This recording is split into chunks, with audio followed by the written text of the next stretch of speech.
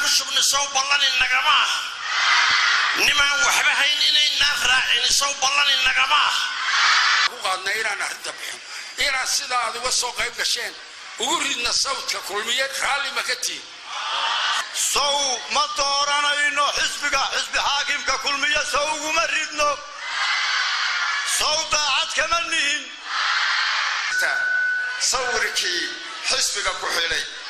waar magtiinii maanta halkaasay idiin goynaysaa waana arki doontaa markaad codka bixisaan Somaliland ka socota dabayl baa socota waxaan halkan u meeldayay oo aan farayaa dhalinyarada Jibriyoris waar dabaysha la shaqeeya waxaan nooga soo baxay waxaan aaminsanahay muddadaas 18 bilood inaynu ku jirno xisaabtan wax isweydiin wax wada lahaansho maadaama uu xisbi xaakimkii yahay runtiina aad iyo aad baad ugu mahadsantihiin ka dhalinyar ahaan inaad muujisaan inaad siisaan codkiina xisbiga kulmiye beeshay ka socotaana waa wax la taaban karo waa taabsi laakiinse xisbiga aynu tartamaynay hadafkiisu oo dhan wuxuu isku geeyay media propaganda socon mayso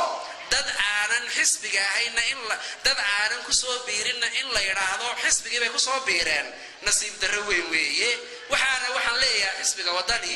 inaad ka tanaasushaan beenta dadweynaha xogayuu magacaabay Cabdiraxmaan Cirro wuxuu naga siiyay 3 buu naga siiyay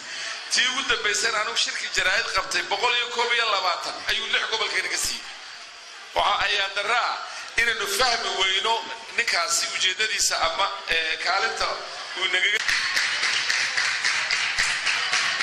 magaca Ilaahay baa bixiya reerkana Ilaahay baa abuura Ilaahay baa yiri tashuub iyo qabaayil baa ka koobantiin laakiin dee taasi ma noqonayso to aynu isku midabta qoro injineer Cabdiraxmaan Cabdilaahi Ismaaciil Saylici waxaan maanta qirayaa waayaranimada uu leeyahay inay ka badan tahay ta Maxamed Cali Abdi ee lagu heshiiyay in xisbiga kulmiye murashaxiintiisa la dhiso xafladanina ay daba socoto oo dhalinyartu ku taageereen aad iyo aadna niga mahad celinayno